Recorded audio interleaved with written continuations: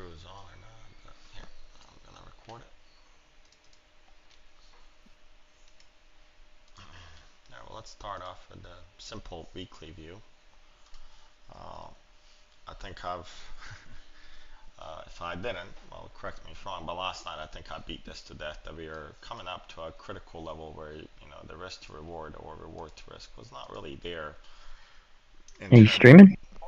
Thought I was, why not? I don't see anything. Oh, there it is. Alright. So last night we covered the 3 week balance, right? We talked about, oh man, hold on 1 second. I have the little streamer thing enabled or disabled. Okay. So we covered we're in a 3 week balance, and I suggested that we draw, the FVP for the 3 weeks, and this is your first standard deviation, or if you want to call it the value area low of 3 weeks. 50.41. It was a little bit lower actually. It was 40 and a quarter when a day prior, right? So we shifted a little bit higher, but this is where we are right now. Last time when we explored this area, and I'll just draw this right here, we did not like it that much. We didn't like it here. Obviously, we didn't like it here. So now they're trying to build up against this POC, which is 3 week POC right now. If they can hold above and build up some value here, there's a high chance that they can go here, crack, and then 51.40. So as long as we're holding above this, I would say, what is this? 5103-ish. Let's see. Let's call it 5103 and 3/4. If we're able to hold that, we're somewhat bullish. Once you crack this 5122, then things can be a little bit more trappy here, right? They're going to be Hey, looking. Tori, can I ask you a question? I don't mean to interrupt, but like knowing that 5100 is such a psychological level, wouldn't you just kind of anticipate that just in case? So they don't do like a fake, fall down and then come back up? We're already above it. We are trading at 5110 right now. Oh, I you're on was the kind of. daily? Okay. All right. Sorry. Yep. Yeah. So as I long as see. we're Yeah. holding this above now, they're probably targeting this here, which is your value area high of the 3 weeks, right?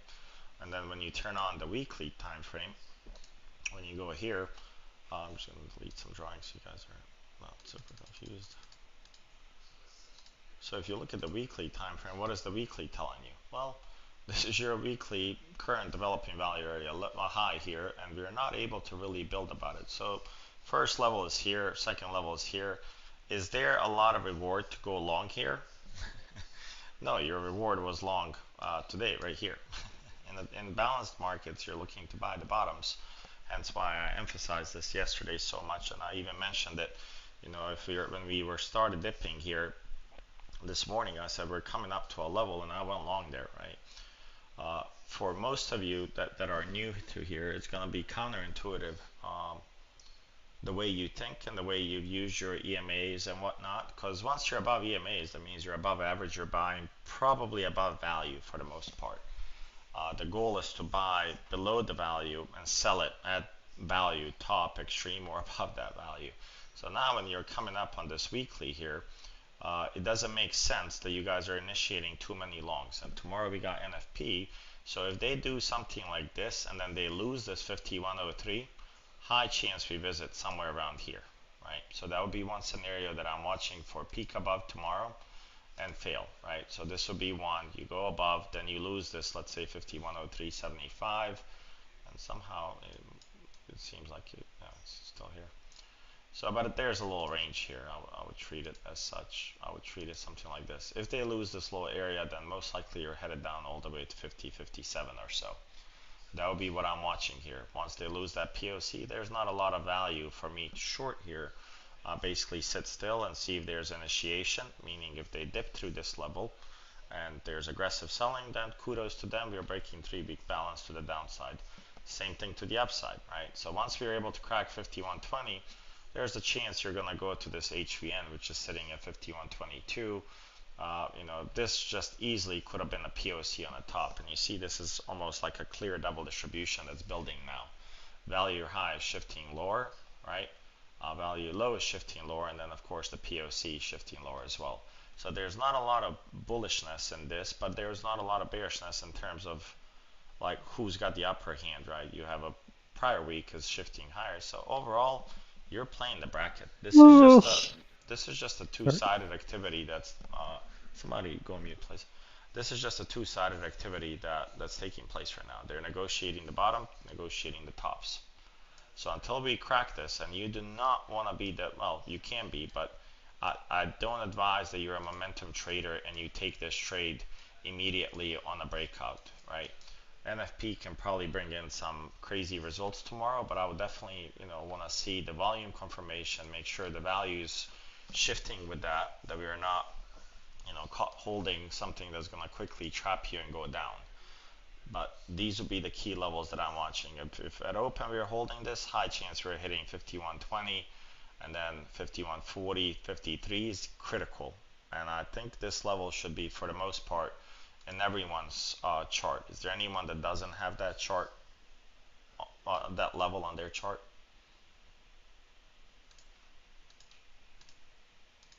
Why is that level important?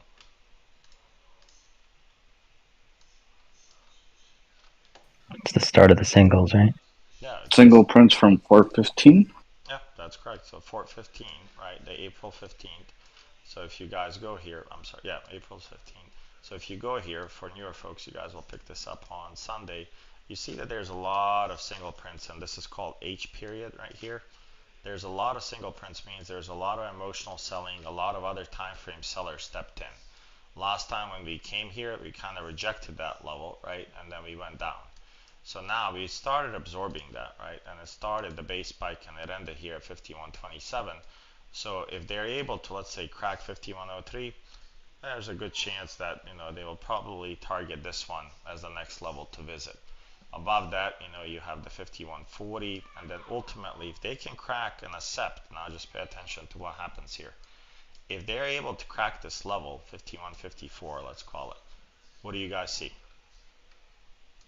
What happens in terms of price value division? If this is my top distribution of value, this is my bottom. If we're able to crack this, what does it mean? You're going to go all the way to the extreme. Yeah, you're gonna most A likely change of character? not change your character, you're shifting value, and most likely you're gonna put in a new all-time high. Because they're gonna be looking to see where the sellers are, and you have to go sometimes to the extreme to find those sellers. So if they're able to crack this, I'm calling it this zone here. I think it was 51.58 for me. Yeah, 58 was critical. If they're able to crack 58, there's a strong chance that they can go all the way to up to. And crack means, it doesn't mean go here and crack means let's go to 51.80, then come back, and then we look for long and drive it, right? I don't necessarily want to see just a peak above and fail with a bunch of wicks. I want a full candle through it. Hopefully tomorrow. You'd like to see like a little short cover rally probably happen then. I'm sorry? Don't you think? You'd like to see like maybe a little short cover rally to help like, boost it. Well, short cover rally, it can start it, but I don't want it to go through it because those short cover rallies get killed by icebergs, right? As soon as there's a lot more inventory at that level, they'll get destroyed. You really need buyers to initiate through this resistance right here. You need real buying because the short cover rallies like these that we've had, they were stopped in tracks. And when you look at this, a lot of people, I would say retail is seeing what here. Cup and I'm handle. talking. What does this look like to a lot of retail? Bear flag? Yeah, it looks like a little bear flag, right? So what a better way to kill them by just kind of running it higher, and that would be probably the easiest way. But I think tomorrow might be another shakeout. If they want to go higher, they might have another shakeout before a repeat. If I was them, that's exactly what I would execute. I would actually bring it back to that green zone that I drawn on the bottom, bring it back, maybe dip below this poor low, and then go higher. Okay. And then on the daily, there's really not much that indicates. There's a little bit of excess high here at 50.40, which happens to be our first sig. And then on the top, I think it's a poor high. Yeah, definitely a poor high here, sitting right here at 54.75. Yeah, that's where I was kind of thinking about like really more of it happening. I didn't know if you knew where I was talking about it happening. Yeah, I mean it can definitely happen, but I would warn them if a short cover rally is to be fueled, you need to bait more shorts. Yeah, Once the shorts and get I'm in, saying, yeah. And what I was saying is like I think you wouldn't you want to see that happening at above 51. I mean, yeah, 51, 54. well, I want them to trap shorts so the shorts are excited on shorting the lows, short the whole. Mm-hmm. Once they get excited, I want the short rally to go, here and then unable to break and then go higher. I don't want short cover rally starting here, right? Okay. Usually short cover rallies start where? Do you guys remember what a dull tape means? Does anyone recall what that means? I don't remember what that means, but they usually start when a fake out of a breakdown of a major level. Yeah, so a dull tape means that there's basically no interest to sell. The sellers have no interest to sell below. It's a black hole. There's no inventory to sell. The smart shorts close their positions and they take a loss as they can right here. Let's say I'm short and they're a little bit off on their profits. They close it and then they take their hit because then as they buy to cover, they're propelling that, at the ass to cover it. They buy and the new buyers come in and then that propels. Right. So So part. Oh, pardon me, I didn't mean to interrupt you. no, go ahead. Part of the short cover rally is not only trapping shorts at the bottom, but getting the smart shorts to flip long to fuel it. Exactly. Usually the Okay. smart shorts, the big shorts, they're like screw it. We're not able to break this level, and what they do is they close their shorts. And typically on the trade floors, they get out of the fucking office, man. They literally go out in the morning and they wander around in New York, and then they're like, okay, well we're coming up to our interest of selling. So let's say I can't sell you this at 50.55. They close their shorts, they take their hit, and they're like, okay, we'll come back once it hits 51.50. I'm just throwing this stuff out, right? So when they come back, they're like, okay, well now I can give you some inventory here. And then they get back in and they drive it. Just as people are ready to go in for longs, they come back from their coffee breaks and they place their shorts. So you would say within this next few days to maybe a week, it's going to be either new all-time high or they're going to dump it. It's going to be one or the other. I kind of feel like it's going to be one or the other. Well, of course. I mean, the market goes either up or down or consolidate. We've been consolidating now 3 weeks, right? I'm not implying that we can't consolidate this week to close within the 3 weeks. But Right. with the market information that's coming in, NFP, I think they're going to make a big deal out of it. And I think Apple had earnings after hours and they pumped. So they're trying to, kind of propagate the market to go higher. But if NFP, let's say, I don't know what's bad news anymore, to be honest. I don't know if bad news is good news or good news is bad news, just because the way they're looking at it from interest rates, it makes it a little bit confusing, right? Usually when you cut the interest rates, market collapses. So when you look at this, right, if NFP comes in tomorrow, let's see how they do at this level. I'd love a peak above this level and fail, because that would mean back in balance and you're going back here. Yeah, you test the break above fail, Understood. test the low again. That would be the ideal, right? So today, today I just had a question. Today for me was very clear from the I joined kind of late. I don't know if you mentioned this, but I joined today for me was extremely clear trading because not only do we have that 88 zone Mm-hmm. at the top and then our VPOC at the bottom, but like right below that 88 zone was the PD value area high, and then right above the VPOC was the PD value area low. And so today, when we opened above PD value area high, rejected that 80, failed back below PD value area high, which would signal 80%. most likely a test of the value area low now PD, which also right below that was the VPOC. So it was really clear to me that Yep. we shorted that 88, and And then I once saw we you broke took below. I saw you took the 88. That was good. Yeah. Once you executed that 80%, which was sitting somewhere on ETH, maybe a little bit different. So for the newer people, you guys will find out a little bit more Sunday with the terminology we're using. But he's talking more about this level. I'm sorry, not this level here. This level here. He's talking about that. We had the 88 on the TPO value area high. He's talking about this value area high, right? When you went above it, right, and then you lost it here, basically he's looking for an execution all the way down to this 55 level. They executed basically the 88% here, right? So I think that's what he's implying, and that's Is correct. that But so? So yeah, because when I was in, once we broke, I got in on the instant rejected the 88, but once we broke that value area high, is the confirmation now too that this is going to go test, most likely test that value area low and then that's ultimately the that's your VPOC. 80% rule. I mean that's the Awesome. definition of it. And usually, I mean, when you Okay. think about what 80% rule states, it has 88% chance, 80% chance that it's going to go to the opposite extreme. So if it fails value area high, there's an 80% chance you're going all the way to value area low. In those And situations, you don't need to size up a lot because that's quite a bit of points, right? And you let it play out. now, does it matter if the market opens above PD value area high, or we open below it and then push above? Does that really make a difference as long as No, we it look makes a above and fail? well, it makes a big difference. Does anyone anyone remember what the four types of open from the I know class? it's like extremely bearish to open above and then reject that. Let me open this. I just didn't know like it's still bearish to open below it, go above and fail, but it's not as bearish as an open above instant So fail. let's think about this. Do you remember this? Do you remember these? Yes. Okay. So there's one setup. So This one right here.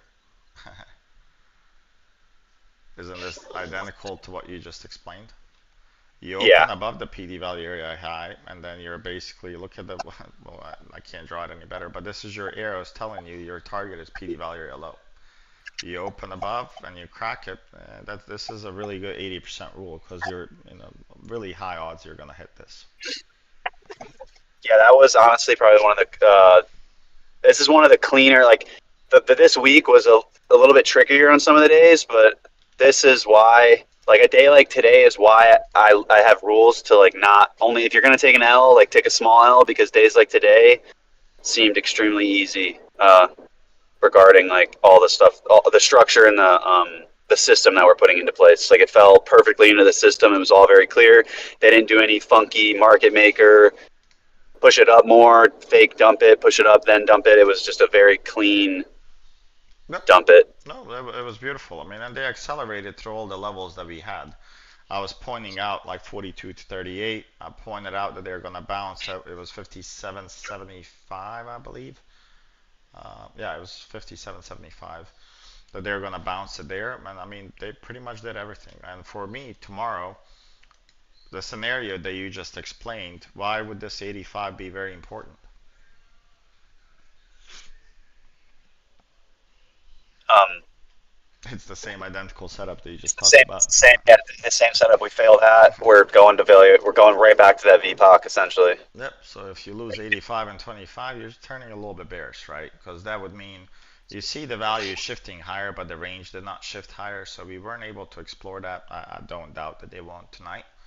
But if they lose this 85, you're rejecting any values above the 2 days that you had here. So it was a 2-day balance, and right now you're well above it, right? Inventory wise, it was really net long.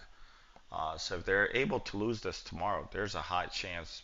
Probably you test the low of the day, but your first target would be 63. Then I would say somewhere around 55, and then you would held ultimately this 37 area for a test. So that's what I'll be watching, right? You want to see how they react to NFP and then let the dust settle a little bit. But 85 is fairly important tomorrow in terms of weekly. But then if you look at what we've done so far for the week, is tomorrow Friday? I guess it is Friday. Yes. What now? What let's just say we open where we're at, where we're currently priced at. Mm-hmm. Would have failed. I think it's 103 that level. Yep, that's a bullish open. It's a pretty What bullish if open. not? Would an open above 103 into a fail below 103? Would you personally be obviously there's other factors included like the tape, the flow, all that, but just off of a like structure, would that considered be rejecting the upper and then It we would would still want be to see what happens at 85, but because that's a fair price, right? The 103 is considered the fairest price for how long now? For 3 weeks. a long time. So if you're going above and you're rejecting a fair price above it, then what do you have to do? test the low. Well, you have to go look for buyers, right? Buyers, yeah. So most likely it's going to be a rejection, right? And usually on these levels like this, my favorite setups are when you really go away from the value. Let's say right now we haven't really changed the character, in my opinion, on 30 minutes just yet, right? In order to change this character, you really got to crack this 5127 where you rejected right here. Once you crack this, then the character change. You're making higher highs, higher lows from here to here, and then this would be cracked, and then you're working on this major supply of 50. If they can do that and break this, that's bullish as it gets. But if they open above like what you're indicating here, if you open above like you are, and then let's say NFP comes out and they dip here, but they reclaim it shortly after, do not short that. Yeah. Because this right here can rip it to 200 points. Rocket. Yeah. Yeah. Because that would mean they rejected lower prices, right? They bought it up, right? Meaning opportunity came, it was quick. Because remember, when something's at discount, it doesn't stay there long. Yeah, they're not interested in trading there. They're buying that right up. And we don't have a better example than today, right? And I don't think I could even type fast enough. Like, watch out for this level. I wrote it, 42 to 38. It's going to be a rocket. I explained it last night. When it comes to those levels in bracketed market like this, you don't spend a lot of time there. If you're spending a lot of time there, then once it breaks, a nice break, there's a high chance you're basically breaking down, right? You're going to go lower. But if it's doing this and you see how you have equal lows, bottom wicks, this is where the shorts, smart shorts close, and then you get the short cover rally. Right? So now when you think about psychology of this, the idea is, can we break the high of this short cover rally? If you can't, it's a little bit of concerning. Right? And in terms of daily profile, really not much. I would say it's just a little bit of excess low, has a poor high on the top. So for me, 85 below is bearish. Let's see how we open tomorrow, right? If we open above the CPOC that we have here, there's a high chance that they're going to most likely run it to that 27. I think we have 22 and then 27. And this is pretty much where they rejected last time. And then you have this major HVN here that's sitting here. So I'm not sure, if they will be able to break this unless NFP just comes out. I don't know what comes out. Let's say it's perceived good. I don't know what's good or bad, but if it's perceived good, they're just going to slice through all these levels. You will have 67, 81, 205, and I think, let me cancel this little writing tool. Come on. If you have this, then you would have probably pushing all the way down 52, 51 or so. That would be the next level, which is your 2 weeks POC kind of sitting right here. Okay. All right, well, that's all for me. And I scheduled the class for Sunday, so plan on it about maybe 2 hours, because we'll do the stock scan about 30 to 45 minutes, and then we'll do about an hour and a half class.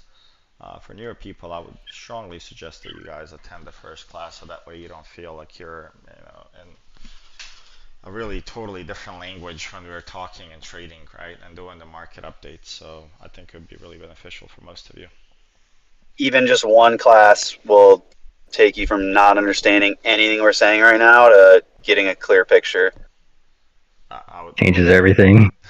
Yeah, literally, it's literally just what you just shows you whatever you were doing before this, you weren't doing what you needed to do. Sometimes it's the opposite.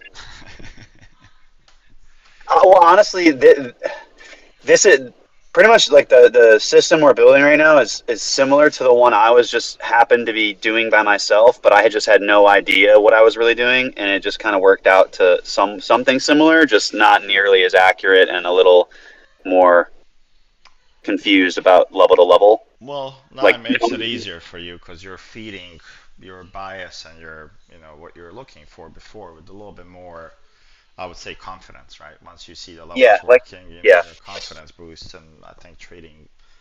Like before, like if you look at open, like before, like when we failed off that 88, and then we came down and we stalled just a little bit before dumping all the way to the VPOC. Before I wouldn't understand that failing that 88 and that value area high after opening above it is extremely bearish. I would potentially either one be too afraid to go short, two close my short early, or three trying to long before the real dump happened. Yep. Um, That and I would this say kind of that's just a lays it all out. problem for most people. If you Yeah. don't understand the levels and value and what they're telling you, right, then it's different time frames, and that's what people need to understand. When I look at these charts, I start, intra week. I look at the weeklies, but on Sundays I start with monthlies. I look at the weeklies. I look at the dailies, and I pay attention to what is happening in terms of price, just like we did here. You had value built at the top, you rejected it, and now you knocked once on the door. Let's see if you knock twice, and if you break it and get back inside, then of course, you don't go from here to here in a matter of a day, but that's your ultimate target, is to reach that, and most likely they will. So I'm glad it's working for most of you. For newer people, we've had some people. We had one person that cashed out. And I don't even know how much being made. 1.7, I think. Yeah, he At made a least one. ridiculous amount of money. Just basically, and if you look at his charts, it's identical to what we have, and it takes a lot of discipline, right? Some of you might feel, and if you haven't read Trading in the Zone, it might be a good book to read, just from psychology perspective, right? A lot of you will get a hot hand, and then you just think you're so fucking good, and then the market humbles you, and then you do good again, and then the market humbles you until you become in line with expectations and understanding that some days are just not tradable. Some days, it's not like every business makes the same amount of money or more every day. Like a guy that, let's say a tire shop, I mean, maybe someday he'll sell a bunch of tires, maybe someday he won't. I don't think he should go and pop people's tires at the stoplight or stop, at the lights so he can go replace them, right? Some of those things you don't do. You have to wait for these setups. You have to read what the market's telling you, what is the generated information being provided, so that way you can make, I would say, informed decisions on your trading. Yeah, and really just staying like for me personally, keeping a max loss for the day that to keep me in the game, so I can continue to have these at bats every day. Um, you're just aiming like from what I've taken away from what like how Shorty's been trading is he kind of just takes his at bats one at a time. He makes sure that he doesn't strike out. And then he's not aiming for like these crazy plays every day, but he's just aiming to consistently be in the plays. And then if you're just doing that, like a day like today, you'll catch 20, 30 points. 20, 30 When, points, if I could catch that every day, man, without trading, sign me up. I'll take it for the rest of my yeah, life. like if I blew my account at any point this week, I would be so upset with myself because today was an extremely easy 20, 30 points. So like there's no point in getting frustrated and over trading and taking not high quality setups or just losing too much in a day to now you're afraid to take the next trade because you're close to losing your account or whatever the case may be. It's just Sometimes a staying good in the game. strategy, man, is when you have a good day like you did today, and you have to practice this, is to take a day off the next day. Yeah. A lot of people have the opposite. When they have a good day, oh man, tomorrow I'm gonna, especially the people that write, I'm gonna go destroy the market tomorrow. uh, you don't know what you're gonna do to the market, right? Market gives and takes. If your read on the market is wrong, and then you're giving, right? And a lot of people that have that confidence that gives them that false hope of confidence that they're going to destroy something usually, I would say, struggle psychologically in trading, right? You don't know what the market's going to bring, right? And your guess is just as good as a meteorologist, right? Guessing if there's rain tomorrow. It looks like it won't be, but God knows, right? We might have some rain tomorrow. So you have to play what's in front of you. It's almost like poker, right? You have two deuces. You can go all in and pray to everybody in the room that the guy next to you doesn't have pocket aces, right? Your chances are much lower, right? That you're going to win that hand.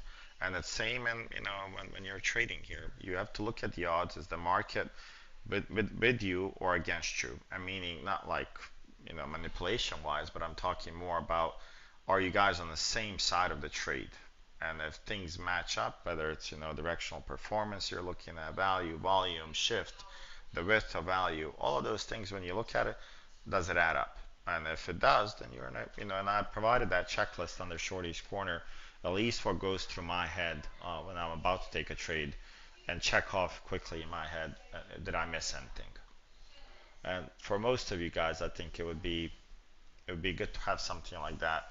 The good question always is, why should I not take this trade? If there's any reason that comes quickly to you why you shouldn't, then don't. Right? If you're just taking it because it's too high or too low, then that's probably not a good reason to be in a trade. Okay. All right, guys. Well, thank you. I'll see you guys tomorrow. I'll be trading live with you in the morning. We Thanks, Shorty. appreciate it, man. See you guys. Bye. Good night, Thanks. Shorty. Hi, Shorty. Night, everybody.